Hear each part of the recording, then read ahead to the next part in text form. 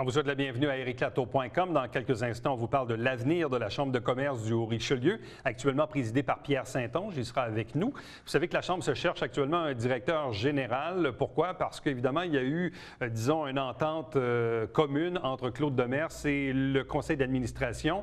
Il y a une nouvelle planification stratégique. Donc, je pense que les deux parties ont convenu de terminer le mandat à ce moment-ci.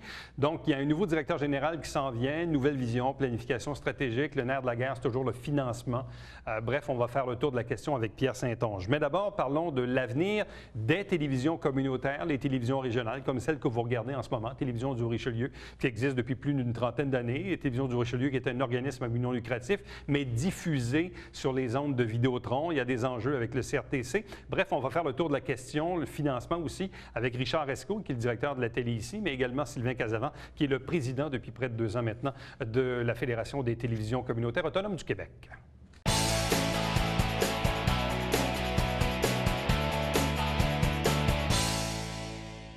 Parlons de l'avenir des télévisions locales et régionales, télévisions communautaires, un peu comme celle que vous regardez en ce moment. 2 invités pour en parler.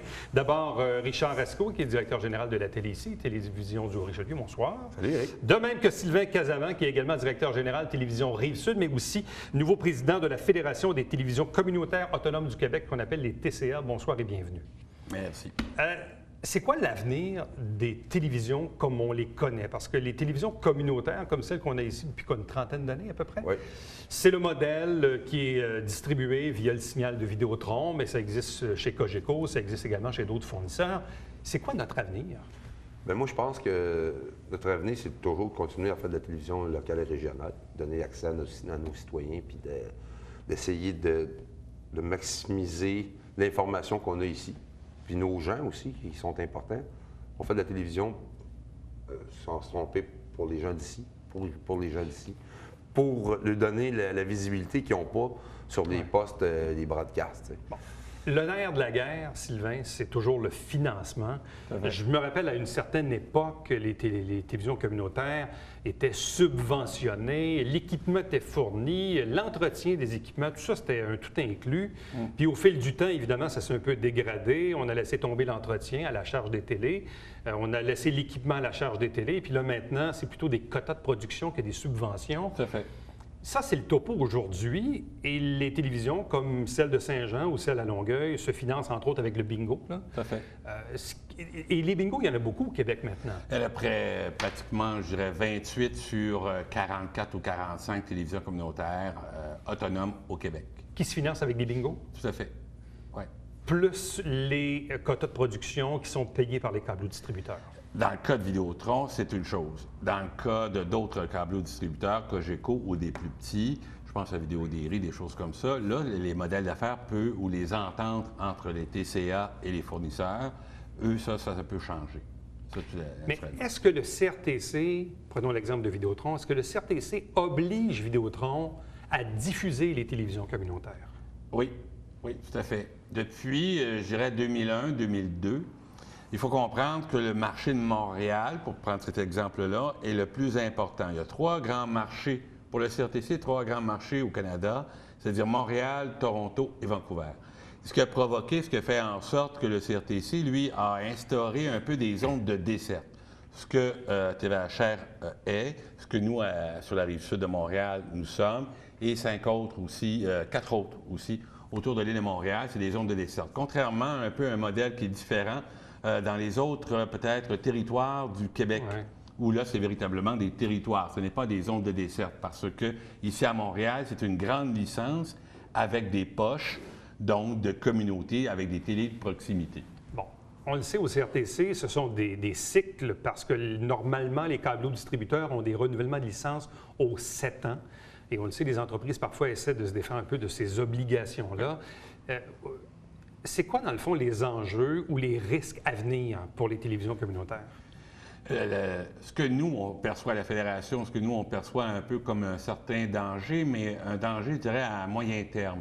À court terme, il n'y a pas de danger immédiat concernant les acquis que les télévisions communautaires autonomes ont.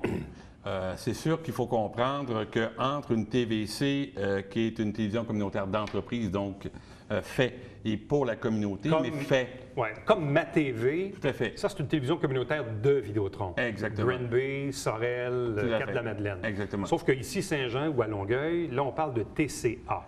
Exactement. C'est ça la distinction, là. Exactement. Ce qu'il faut comprendre, lorsque les gens, les téléspectateurs, les gens à la maison comprennent et entendent TCA, Télévision communautaire autonome, c'est-à-dire que c'est un organisme issu du milieu, comme ici, avec un conseil d'administration, avec un objectif sans but lucratif et qui fait de la télévision, sa mission principale, c'est de faire des émissions pour sa propre communauté. Donc, c'est la distinction. Tandis que MaTV, pour prendre l'exemple, pour que les gens puissent se retrouver, c'est-à-dire que c'est une télé d'entreprise faite par des employés de l'entreprise de Vidéotron pour la communauté. Le danger, c'est quoi? C'est le financement? Tout à fait. C'est ça tout le temps. C'est le nerf de la guerre, ça. Ça a toujours été. Et comme tu disais si bien tantôt, à dire, bon, c'est un cycle de 7 ans, le danger pour nous est à moyen terme, grâce et dû beaucoup, ou même, je dirais, à cause, du grand processus de consultation populaire initié par le CRTC, c'est-à-dire Parlons TV. Les gens ont peut-être entendu parler. Et ça, c'est à tout point de vue. Donc, c'est comme si le CRTC demandait l'avis aux Canadiens, aux Canadiennes du Grand Canada, coast to coast, à savoir qu'est-ce qu'ils voient comme leur télé. Et évidemment que la télévision communautaire, elle, est là-dedans. Richard, revenons ici localement à l'exemple de la télévision du Haut-Richelieu. Il s'est passé beaucoup de choses dans les 2-3 dernières années. Premièrement, la situation financière était, disons, plutôt pénible. Oui. Et avec l'arrivée du bingo, le projet d'acquisition du bâtiment dans lequel on se trouve maintenant, où ça coûte moins cher en hypothèque que ça coûtait en loyer, bref, ce qui assure une certaine pérennité parce que les revenus ne sont plus ce qu'ils étaient. Non. En fait, ce qu'on a réussi à produire, c'est de garantir des emplois par le bingo. Le bingo, lui, nous génère des fonds qui sont réutilisés pour employer des gens ici, avec une belle remise aussi en prix aux gens qui jouent au bingo, bien entendu. Je pense qu'on a remis 145 000 en prix cette année. C'est sûr que ça assure la pérennité de la télé. D'avoir déménagé, d'avoir acheté le bâtiment ici, c'est extraordinaire. Tu sais. J'aurais pas pensé, il y a tant d'années que ça, qu'on aurait pu faire ça. On était à côté, tu sais, c'était comme... On était pris.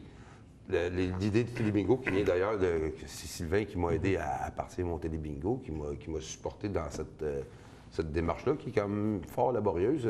Faut pas se leurrer, là, ça part pas de même, là, un bingo. C'est complexe. C'est assez complexe. Bon. Un autre des enjeux, c'est toujours évidemment la diffusion, parce que je sais, année après année, toujours l'impression de se battre un peu, parce que, bon, MaTV propose une grille, il vous ouvre des plages horaires pour qu'on puisse diffuser localement. Ouais. Mais ça, c'est toujours à la position 09. Ouais. Or, bien des gens maintenant ont des terminaux numériques et prennent l'habitude de se promener dans les canaux 600, dont le 609. Et là, ne comprennent pas toujours qu'au 609, ils ne voient pas leurs émissions locales, mais ils ne voient que le signal de Montréal. En même temps, on le sait, le virage technologique fait qu'aujourd'hui, certaines télés, dont ici, dont la vôtre probablement, est équipée maintenant pour produire en HD, mais vous ne pouvez pas diffuser en HD. Tout à fait. Comment les TCA peuvent-elles demander au CRTC que le CRTC impose à Vidéotron et au câbleau le fait d'ouvrir la porte au 609? C'est-à-dire que là, on est dans un long débat et un débat compliqué. C'est-à-dire que nous, notre position, et là, ce n'est pas la position de la Fédération, mais c'est la position de toutes les 6 télés de l'île de Montréal, les 6 zones de dessert, où on demande et on va demander dans les prochains mois au CRTC de faire en sorte que Vidéotron, sans frais supplémentaires de notre part, sans frais là, qui pourrait être occasionné pour nous qu'on soit obligé de sortir, et ça c'est un autre débat, de faire en sorte que la population puisse nous recevoir autant au 9 qu'au 609, au même titre que MaTV qui est disponible au 9 et au 609. Et nous, on va évoquer plusieurs clauses de la loi sur la radiodiffusion, que je ne dévoilerai pas ici. Surtout... Sur l'accessibilité, quoi? En fait, non, c'est, pour le dire rapidement, c'est-à-dire que le CRTC, lui, prévoit qu'il y a une chaîne miroir. C'est-à-dire que si on retrouve de façon sur le signal SD et sur le signal HD la même chose, donc on devrait retrouver toute la même affaire. Ce qui fait, en somme, en termes clairs, là, en bon jargon, de dire, bien, si... Donc, vous avez un argument, c'est ça? C'est-à-dire, c'est ça, exactement. Là, c'est de savoir, l'enjeu va être beaucoup là, la réplique de Vidéotron, à savoir si eux vont dire la même chose et aussi si le CRTC va l'accepter. Mais c'est parce qu'il y a des coûts de rattachement. Il ne faut pas se leurrer. Exactement. Vidéotron, à l'époque, nous supportait au niveau technique. T'sais. Là, maintenant, grosso modo, ce qu'il y a à faire, c'est de nous mettre la Switch HD. Parce que nous autres, on les a achetés, nos équipements. Notre stock HD, là, c'est nous autres qui l'avons payé. Avant, c'était Vidéotron, mais là, c'est nous autres qui payons notre stock. Il faut comprendre que, Richard a raison, mais il faut comprendre aussi parce que j'ai des collègues qui ne sont pas tout à fait sur le HD. Et les gens de Vidéotron, à tort et à raison, disaient, bien, quand vous serez prêts au HD, peut-être là, on va en discuter, on va aborder la question. Ils n'ont jamais dit quand ou comment, mais on dit ça. Mais ce qu'il faut comprendre pour les téléspectateurs, que même si on produit en SD, on peut être diffusé en HD. C'est juste que l'image est plus petite. Quand on dit justement que les câbleaux ne font pas beaucoup de cadeaux, prenons le bête exemple du déménagement du 128 au 145 Richelieu. La diffusion part d'ici et on diffuse évidemment via la fibre optique. Or, quand on déménage, ils ne font pas juste changer le fil de place, il y a une facture qui vient avec. Là. 66 pieds qu'il y a entre ici puis où ce qu'on était à l'autre bord pour 16 140 $ de fibre optique. Fait que, mettons que ce 16 140 $-là nous ampute de notre programmation. Tu sais, d'habitude, on finit les alentours de Saint-Jean-Baptiste. On finit un peu plus tôt cette année. On est obligé de finir plus tôt parce que ce financement-là, on ne l'a pas. Parce qu'on le paye, on paye la fibre. Donc, il n'y en a pas de cadeau. Je trouve ça ordinaire. Non, mais il faut comprendre que nous, au départ, on s'est interrogé sur cet aspect-là. Et on nous a répondu au CRTC, oui, ils ont le droit. On a autorisé, le CRTC a autorisé à ce que le fournisseur nous refile la facture de n'importe quelle façon. Mais ils sont dans leur droit de nous refiler la façon. Ça va être une autre chose qui sera peut-être aussi évoquée. La Fédération des TCA, ça comporte combien d'organisations? On est 40 maintenant, bientôt, je dirais bientôt 43 membres. 43 membres. 43 membres. Sur 45 télévisions communautaires autonomes au Québec. Bon. Quelle est la date de renouvellement, notamment de Vidéotron, parce que c'est ceux qui diffusent ici dans la région? C'est le 31 août 2015. 2015. Donc, il faut comprendre que Vidéotron, sa licence, formellement, était échue depuis le 31 août 2013. Et là, ils ont eu un renouvellement administratif jusqu'au 31 août 2014. Et là, on a su dernièrement qu'ils avaient eu un autre renouvellement administratif jusqu'au 31 août 2015. Et de surcroît, Cogeco également et Rogers aussi. Oui, les trois. Tout le monde jusqu'à août 2015. Jusqu'au 31 août 2015. Ce qui va laisser le temps, pour la prochaine année, pour planifier éventuellement des audiences? D'une part. Là, il faudrait poser la question au CRTC, mais c'est pour ça que j'ai en amorce que ça, c'est pas étranger à tout le processus de Parlons TV. Et ça, je dirais que ça nous inquiète un peu. À vous deux, merci beaucoup. Super, merci. Bon été. Bon été. Restez avec nous puisqu'au retour, on vous parle de la Chambre de commerce du Haut-Richelieu.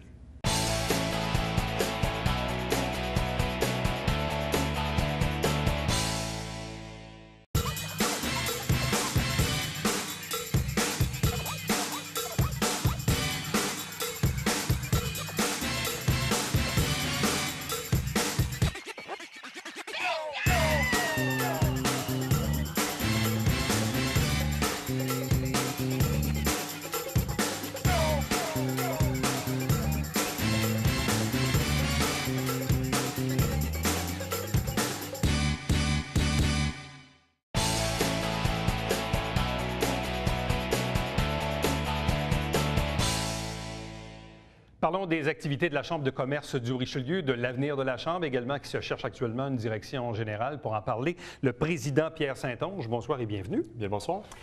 Évidemment, chaque organisation, principalement les organismes à but non lucratif, traverse souvent là, des hauts et des bas avec des changements au niveau du conseil d'administration, des changements au niveau de la permanence. Ce sont des petits organismes qui, évidemment, ont un financement qui n'est pas toujours facile à maintenir. Parfois, on tient ça un peu à bout de bras. Là, vous avez eu la démission récente de votre directeur général. Vous êtes à la recherche d'un nouveau DG. Bref, est-ce que ça rebrasse les choses? Est-ce que ça rebrasse le modèle sur ce que vous définissez comme étant l'avenir de la Chambre de commerce? Bien, en fait, en ce qui concerne la Chambre de commerce au Richelieu, les défis restent à peu près les mêmes. Le premier défi, qui ne devrait pas être ce premier défi-là, reste les sources de financement.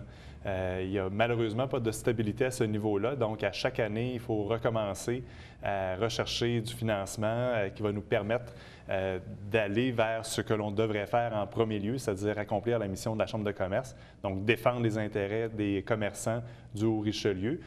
Mais le premier défi reste celui-là. Ça prend un financement qui est stable, qui est certain, pour nous permettre après ça d'accomplir la mission. Bon, parce que vous avez un membership qui tourne aux alentours de quoi? 500 membres à peu près? Autour de 500 membres, effectivement. Il y a eu un petit déclin dans les dernières années, je dirais dans les 3-4 dernières années, mais qui est contagieux à la grandeur du Québec pour avoir assisté à un conseil d'administration de la FCCQ très récemment, donc la Fédération des chambres de commerce du Québec, où c'est connu un peu partout, là où il y a une forme de déclin de la part de certains membres au sein des chambres de commerce. Bon, on a vu dans les derniers mois un certain rapprochement avec Génération XYZ, qui est en fait la jeune chambre de commerce du Haut-Richelieu. Est-ce que ça, au niveau du membership, est-ce que ça a eu quand même un certain impact sur le départ peut-être de quelques membres? Parce qu'à une certaine époque, vous étiez au-dessus là, de la barre des 500. Là. Oui, effectivement. On avait pratiquement 600 membres à un certain moment donné. L'arrivée ou l'option de la génération XYZ n'a pas d'impact à court terme. Par contre, à moyen, plus long terme, on espère effectivement pouvoir permettre de rehausser le membership au sein de la Chambre de commerce au Richelieu. D'ailleurs, la Chambre de commerce au Richelieu et Génération XYZ mettent en branle actuellement un processus d'adhésion où les gens vont pouvoir adhérer autant à XYZ qu'à la Chambre de commerce au Richelieu, avoir un 2 pour 1 finalement, le meilleur des deux mondes, et avec une tarification qui ne coupera pas personne, évidemment, autant dans le membership, puis qui va rapporter encore à la Chambre de commerce. Parce que les sources de financement, donc principalement, c'est le membership. C'est d'abord le membership, donc les cotisations qui sont très peu élevées, mais l'ensemble de ces cotisations-là nous permettent d'avoir un fonds de roulement. Et ensuite, évidemment, les partenariats annuels qui vont nous suivre à chaque année. Et ensuite, on a également le gala qu'on vient de passer très récemment et le golf qui va suivre au mois d'août, qui sont les deux principales activités de la Chambre de commerce. Bon, sinon, quand on a des déjeuners ou des dîners-causeries, c'est souvent des activités qui rapportent peu parce qu'on réussit, dans le fond, à les autofinancer. On paye les dépenses, effectivement. Il y a certaines activités, notamment cette année, on a été chanceux dans certaines activités, dans le sens où il y a eu plusieurs élections, on le sait. Oui. On a eu le dîner du maire, Michel Fecteau, qui a ramené beaucoup de gens et donc un peu plus d'argent dans les coffres de la Chambre. Mais l'année prochaine, ces activités-là n'auront pas lieu. Donc, il faut Non, c'est ça. Il n'y a pas des élections tous les ans. Heureusement pour la population. Certains diront. C'est pas pour tout le monde. C'est ça. Là, vous allez avoir la présence de Michel Bergeron? Nous allons avoir la présence de Michel Bergeron le 18 juin prochain. Bon, ça devrait être une pas pire activité. C'est très bien parti. On a beaucoup de gens qui veulent venir entendre le tigre. Bon, je le disais en introduction, il y a eu le départ de Claude Demers, qui a été là, dans le fond, l'espace d'un an à peu près? 18 mois. 18 mois, donc à la direction générale. Je le taquinais un peu il y a 2 semaines quand on l'a reçu en entrevue. Je disais que quand il est arrivé en poste, bon, quelqu'un qui était connu beaucoup pour de la création d'événements, avait peut-être pas le profil homme d'affaires ou profil des gens d'affaires. Expliquez-nous un peu les raisons du départ de Claude et le fait que vous êtes à la recherche d'un DG maintenant. Bien, en fait, tout est venu du moment où le conseil d'administration a adopté sa planification stratégique pour les 3 prochaines années. À partir de ce moment-là, il y a eu des réflexions un peu plus profondes au sein du conseil d'administration, à savoir comment est-ce qu'on peut atteindre les objectifs qu'on mettait par écrit dans la planification stratégique, quelle image, effectivement, qu'on voulait dégager, comment mieux rassembler encore les gens d'affaires dans la communauté du Haut-Richelieu. Et en parlant avec Claude à ce moment-là, lui avait déjà son entreprise qui était déjà partie il y a quelques années, il m'en avait informé au moment de l'embauche et s'est dit, bon, ben regarde, moi, je pense que plutôt que de faire encore 1 an, puis pas mener à terme cette planification stratégique-là, j'aime autant passer le flambeau immédiatement et on en est venu à un accord à ce moment-là. Est-ce qu'il y avait une vision qui qui différait de ce que doit être une chambre de commerce? Bien, oui et non, dans le sens où, on le disait tantôt, les activités sont une grande source de financement. Je pense que Claude était très fort à ce niveau-là pour l'organisation, la pensée des différents événements. On essayait de se coller sur ce qu'on en entendait des gens d'affaires, ce qu'ils voulaient avoir comme type d'activité, comme type de réseautage. Claude, je pense, a fait un très bon travail à ce niveau-là. Par contre, ce sur quoi on doit cibler maintenant, c'est également de remplir la mission de la Chambre, c'est-à-dire de se faire porte-parole pour les gens d'affaires, pour attirer d'autres commerçants, d'autres industries, la population également, les inciter davantage encore à commercer chez nous. Puis ça va nous prendre quelqu'un qui va avoir une parole forte et qui va porter loin. D'ailleurs, ça me fait penser, quand je regarde les 25 dernières années de la Chambre, quand on regarde les différents présidents qui y sont passés ou les différents directeurs ou directrices générales, dans certains cas, qui y sont passés, parfois on a une Chambre qui fait plus du social, de l'événement, ou parfois on a une Chambre qui fait plus de lobby, un mouvement de pression, qui prend des positions. Et ça, on dirait que c'est un peu aléatoire selon les conseils d'administration ou les directions générales. Donc, ce que j'en déduis, c'est que oui, la Chambre, il y a un enjeu de financement, donc ça prend des activités, mais votre conseil actuellement désire également que la Chambre ait une voix un peu plus forte dans la communauté? Ça fait quelques années déjà qu'on en entend parler. Moi, je suis membre du conseil d'administration depuis pratiquement 6 ans. J'ai connu donc plusieurs présidents avant moi. Effectivement, au gré du vent, au gré du temps, les positions ont changé, la force de la parole a changé. L'ensemble du conseil d'administration, qui est un très bon conseil d'administration de différents horizons, aujourd'hui nous dit vraiment, nous voulons prendre la parole et prendre la place qui nous revient et porter la parole des commerçants ici. Quand on parle justement de développement économique, prenons des exemples très concrets. Le prolongement de l'autoroute 35, parce que là, même si, bon, ça a été un peu retardé, il en manque encore un bout, là. Ça, c'est un enjeu majeur. C'est un enjeu majeur pour toute la région parce que tant aussi longtemps que ce parachèvement-là ne sera pas complété, les routes ne sont pas ouvertes, on ne peut pas rouler là-dessus, donc ça ne facilite pas les transports. Quand est-ce que ça va être véritablement achevé? Je demeure toujours avec un doute sur la date butoir, mais il faut mettre la pression qu'il faut pour... puis il y a d'autres MRC également qui sont impliqués là-dedans, évidemment, donc d'autres chambres de commerce également, mais il faut travailler de concert avec ces gens-là pour mettre la pression qu'il faut. Un de vos prédécesseurs, il y a plusieurs années, prônait l'ajout d'une 3e voie sur l'autoroute 10 entre la 30 et la 35. Est-ce que ça, c'est encore dans les cartes ou dans les dossiers que la Chambre veut pousser? À court terme, non, puisque c'est un dossier que l'on sait qui n'est de toute façon pas prioritaire pour le gouvernement. Il y a l'autoroute 30 qui va passer avant l'autoroute 10. Ça, pour nous, c'est clairement établi. Mais c'est sûr qu'à partir du moment où l'autoroute 35 sera achevée, on va passer peut-être à une autre étape. Moi, personnellement, je voyage à Montréal presque à tous les jours pour le travail, ou sinon sur la Rive-Sud. Et souvent, je me dis, la Rive-Sud, malheureusement, je pense historiquement, a été le parent pauvre du gouvernement parce qu'on regarde ce qui s'est fait au nord en termes d'autoroute. Parce qu'il y a des enjeux de transport en commun, le futur pont Champlain, le train de banlieue, le SLR. On ne sait pas trop quoi, là, mais des choses à faire, beaucoup de travail à faire à ce niveau-là, effectivement. Puis le pont Champlain, évidemment, c'est un dossier qui reste prioritaire, même si on est un petit peu plus loin. Il y a beaucoup de gens qui s'en occupent actuellement, mais ça peut nous être bénéfique également. Quels sont les autres enjeux sur lesquels la Chambre veut pousser pour prôner le développement économique? Bien, il y a évidemment le Vieux-Saint-Jean pour lequel nous, on veut travailler fort. On veut travailler de concert aussi avec la ville de Saint-Jean-sur-Richelieu parce que là, les travaux, on le voit, vont bon train. Le nouveau pont va s'en venir dans les prochains mois, prochaines années. Donc, ça, le contenu, ou les contenants plutôt, vont être là, mais il va falloir mettre du contenu là-dedans. Et nous, on veut vraiment pouvoir travailler avec la ville pour attirer les bonnes personnes, les bons commerçants, pour avoir un Vieux-Saint-Jean qui va être dynamique, diversifié. Puis c'est comme ça, je pense que la ville va pouvoir, ici, la ville-centre va pouvoir reprendre un peu ses lettres de noblesse. Bon, là, il y a encore le prolongement de la rue Douglas, où, bon, ça avait fait l'objet d'un débat quant au boisé, mais il en demeure pas moins qu'il y a des terrains vacants. Il y a des terrains vacants, il y a des bâtiments qui sont vacants. Oui, il y a même des bâtiments qui sont vacants, qui ne sont pas loués encore à ce niveau-là. Donc, d'attirer les bonnes personnes, les bons commerçants, ça aussi, c'est un autre défi. L'autre enjeu, le maire Fecteau en a parlé un peu, bon, rétention, faire en sorte que les gens travaillent ici et n'aient plus à se déplacer à Montréal. Évidemment, on ne pourra pas tous les récupérer. Je pense que je vais travailler à Montréal encore pour un bon bout. Mais l'autre enjeu également, c'est les fuites commerciales. Bon, le maire Fecteau nous parlait la semaine dernière d'un projet de cinéma, probablement là, dans le bout de la rue Douglas, parce qu'il y a bien des gens qui vont au cinéma au 10-30 à Brossard de façon inévitable. Mais il y a d'autres fuites commerciales également qui sont quand même assez imposantes, là. Oui, effectivement. Puis, je le réitère, moi, à partir du moment où nous avons un centre-ville qui est fort, les gens vont revenir vers le centre-ville.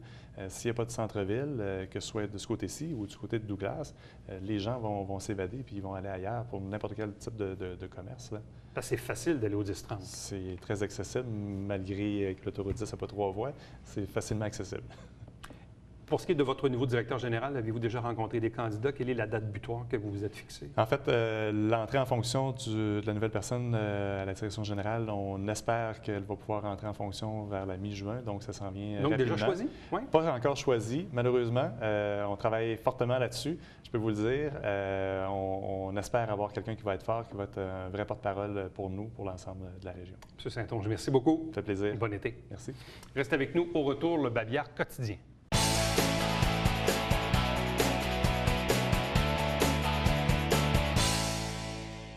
On vous rappelle qu'il y a un service de location de vélos dans le Vieux-Saint-Jean au cours de l'été. Vous devez vous présenter au bureau de l'Office, au bureau de tourisme Saint-Jean-sur-Richelieu, au 31 de la rue Frontenac. En fait, c'est l'ancienne gare du Canadien national.